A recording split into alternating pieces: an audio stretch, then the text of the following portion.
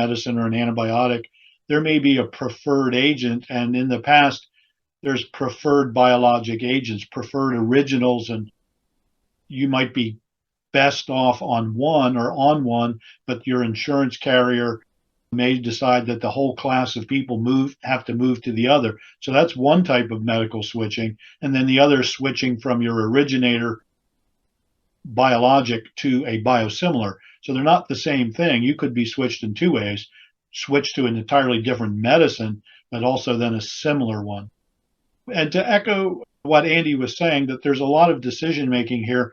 If you look at the surveys from the ASBM over the years, there's a growing concern. If you look at the 2013 and versus 2019 studies, the physicians are more conservative in saying that it's critical and important that the physician and patient have control over the decision making. So this is not something that goes away with time, or hasn't so far. We're actually seeing that people are actually becoming more concerned, and they want to see the data and transparency that shows that these are the correct decisions to make. It's a loaded playing field. When we use words like similar, to be fair, that word is a loaded word. It sounds like you're getting something, a knockoff maybe, or something.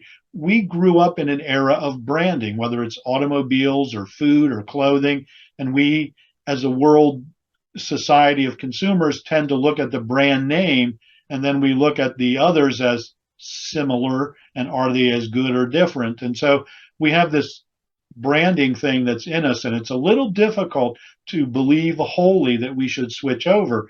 And so the language is loaded, and there's a lot of advertising for the originator products, because I believe that they're doing it because it works.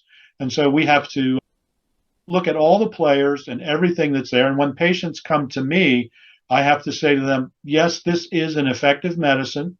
The FDA uses the word, not the FDA, but the regulators use the word similar, and it has these effects. And so, as you see in the surveys, in the most recent US survey, physicians are over 90% confident in prescribing these biosimilars to a new patient.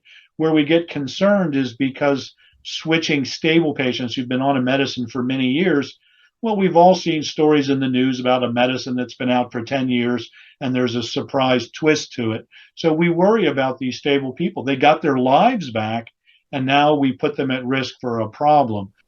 So we want to be careful with that. And the other thing is, truthfully, when you look at the studies, they tend to use single disease state patients. You only have Crohn's, you only have arthritis, you only have this, but there are many people that have multiple conditions. 8 to 10% of people with Crohn's disease will also have rheumatoid arthritis or other conditions. So now you're treating multiple conditions.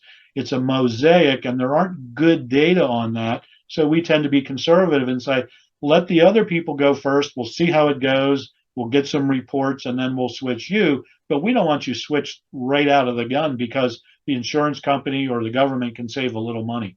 It's not in your best interest.